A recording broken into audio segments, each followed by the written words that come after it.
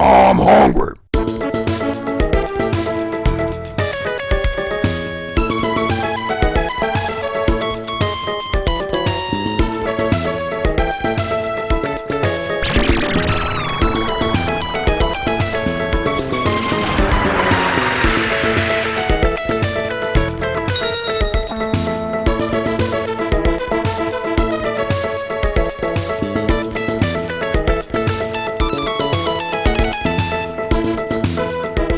Looking for some wildly impossible candy?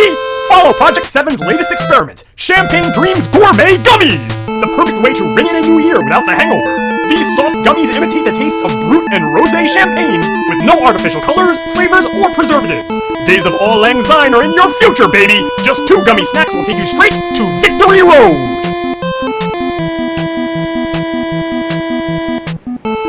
Wait a second!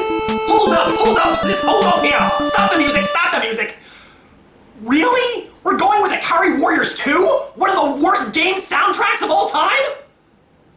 What's the rhyme or reason? Come on! Someone needs to explain this to me! Sometimes we have great music like Revenge of Shinobi, Mystic Defender, Sword of Vermilion, and then we're just gonna turn around and do Crazy Bus? Rocky and Bullwinkle? The Terminator? What? Is it ironically funny or something? Why don't we just do Hong Kong 97 while we're at it?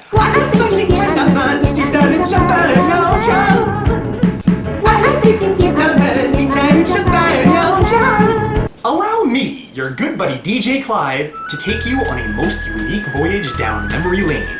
A day trip to the Limbo Grub of the past. I look at this item, and I remember episode Boo 3, October 27, 2019. I wore a dinosaur costume! I talked about an idea for a Halloween special that went awry. I wanted to get my hands on some pumpkin spice spam, but internet scalpers, buying up all the inventory, put a bullet in the skull of that idea.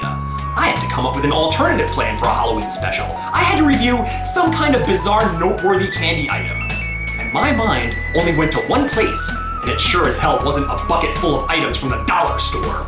We fast forward in time a little bit to the date, June 4th, 2020. I reviewed Lester's Fixin's Grass Soda and recounted my time spent in a magical urine-scented place called New Orleans, Louisiana.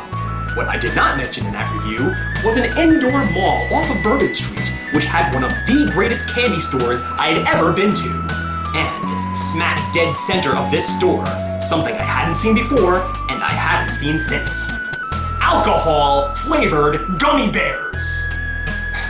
Now I know what you're thinking. You're thinking that I'm some kind of lush, and that I was drawn to these gummies like some kind of Pavlovian response. Tut, Gentile viewers, for they were not actually alcoholic, but they were artificially flavored to taste like alcohol. They were weighable, so you could fill up a little baggie with them and mix and match. Like a kid in a candy store, which, okay, I kinda sorta was. I tried them all. Rum and Coke, margaritas, martinis, Moscow mules, cosmopolitans, gin and tonics, screwdrivers, mimosas, mojitos, sangria, sambuca, and Jack Daniels. If your mind could think it and you could drink it, chances are it was there. If I got my grubby hands on some of those gummies and got to rank them on this here show, it would make for a long, fun experience, a real conversation piece, right? So I sought out to Amazon, and you would think you could just find them on Amazon, right? Wrong. Amazon didn't have them. eBay didn't have them. They didn't have their own private website. For the love of Jordan Belize, the internet did not have them. So, that's why I gave up the search at the 0 hour and went with blah blah dollar store items. I like to think that I made do.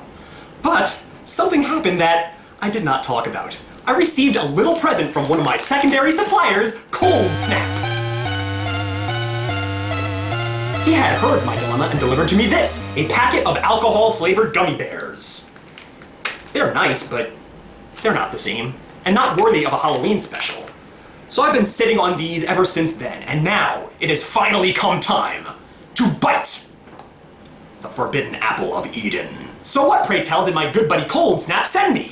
Project 7 Champagne Dreams Brut and Rosé flavored gummy bears. Project 7? Project 7? Oh, My spider senses are tingling. If you know what I'm talking about. While we're so busy going down memory lane in this episode, I take you back to the old episode of... I honestly have no idea what episode it was, but I know that I mentioned this company. I can't imagine where it came up in conversation. I tried to review it last night and I couldn't find it, so more extra points to you if you can find out where I said it. But I definitely did mention Project 7 in a prior review when I was talking about, it was like cookie dough flavored gummies or something like that. I remember mentioning that I tried them and they were really disgusting. These are what you call designer gummies, and you often find them at Target, like by the registers, hanging on the hooks there, kind of preying on customers for an impulse buy. I'm kind of ashamed to admit this because here I am, I have a YouTube show pretending to be a fine food critic, but I gotta be honest with you, I know about as much about Brut and Rosé, whatever the hell they are, to fill up a tiny little cupped up pepperoni. I have no idea what these are. These are some kind of like wine or champagne drinks, and I've never been a big wine person, I've never been a big champagne person. It says here that Brut is not so much a wine as it is a sparkler. A sparkler? You mean like those fireworks that nobody plays with anymore on the 4th of July? No, they just light sticks of dynamite now! Boom! Boom! My whole house is shaking and my dogs are having a conniption! Well, just like my search for alcoholic gummies, the internet has failed me. I'm looking for the definition of rosé here, and it says that rosé is a form of Brut. So, how can we have separately rosé and Brut as flavors? I'm gonna have to do a lot of assuming here, and I know what you say about people who assume only in this case. I'm the only ass here! I'm just gonna assume that Brut is a dry, sparkling champagne that's really light on flavor. The rosé is probably like a Brut, only it's got a little bit more flavor to it and maybe is a little bit less dry. Now, this is just me, I don't know, just filling in the blanks on my own. I probably sound like a rube to all the fine champagne drinkers out there. If you want to school me on champagne, there's a comment section down below, but just know you're gonna be preaching to a freaking white wall because deep down I don't care. Now, it's only fair because we have two different flavors in here, I'm gonna levy out 2 different star ratings. I mean, unless they just taste so similar that the only difference between them is the color. Let me take a whiff of the bag. Ugh, yeah. I grumble and grouse about it, but I guess you kind of got to give them credit because it smells just like a moist wine cork. And the difference is easy to see, it's plain as day. Here's your Brut, here's your rosé. I'm gonna start with the Brut.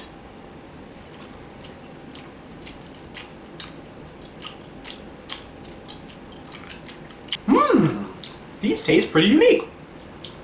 Pretty good, damn it. My best comparison, not all the gummy bear varieties have this. I don't think the Black Forest has them, but certain, I mean, I know all the designer gummies have them. The white gummy bear, if you've ever seen it, I have no idea what flavor it's supposed to be. It's probably some kind of pina colada, maybe it's like an off coconut or something like that. It tastes almost exactly like that, but with a little tang of something different. And that something is a little bit of like a pseudo-alcoholic taste, which kind of like dances on the tongue, and it tastes pretty good. I can't slam it for that. And now, the rosé.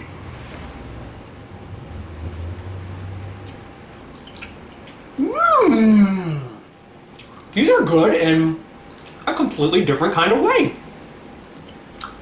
How the heck am I going to describe this? It's such a light taste.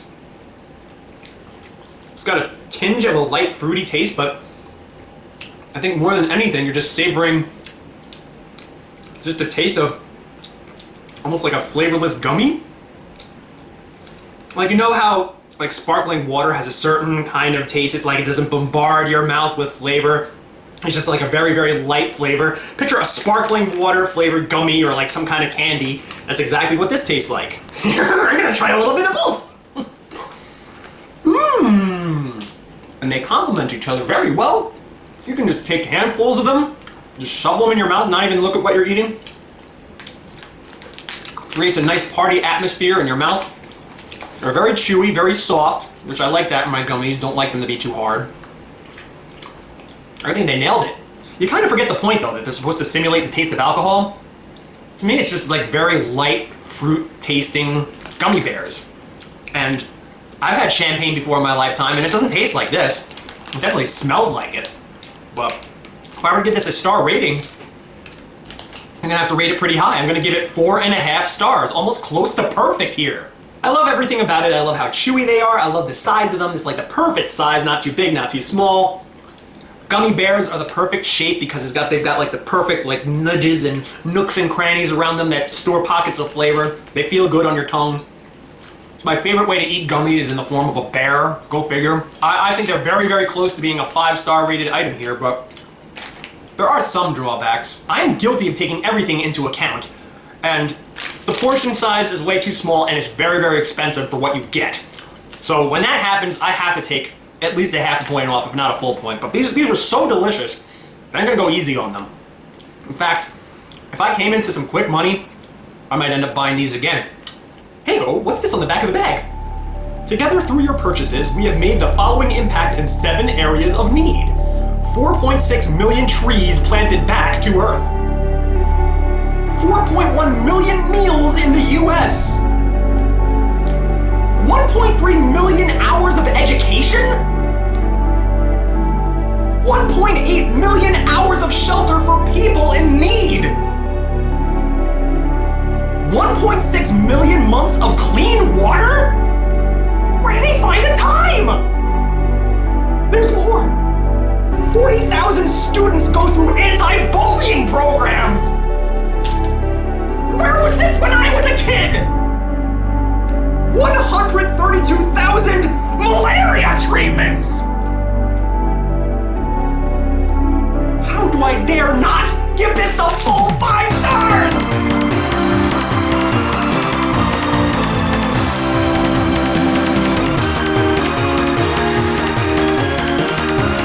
Well, Cold Snap, here I was thinking I had did me wrong.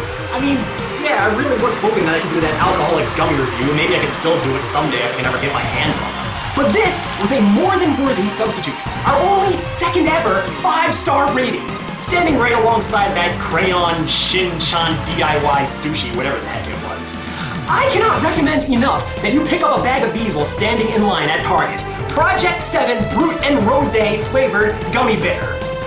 And yeah, it's a small portion and they're hella expensive. But you can't argue the price for how charitable the organization is in return. You'll be helping the world and your community in so many different ways, and this is something we need to think about, especially in this day and age. And as a plus, you'll have a sweet handful of gummy goodness. And it doesn't matter if you're a champagne fan or not. Hell, I'm not. But I guarantee, and I'm not a paid spokesperson, I guarantee that you will love these. Wow, I can't believe it. Finally, a happy ending. Nothing could possibly ruin this, right? I almost forgot. The sweet, beepy, ear-bleeding sounds of the Akari Warriors 2 soundtrack. Makes you want to pick up a still-beating human heart off the floor, covered in black holes.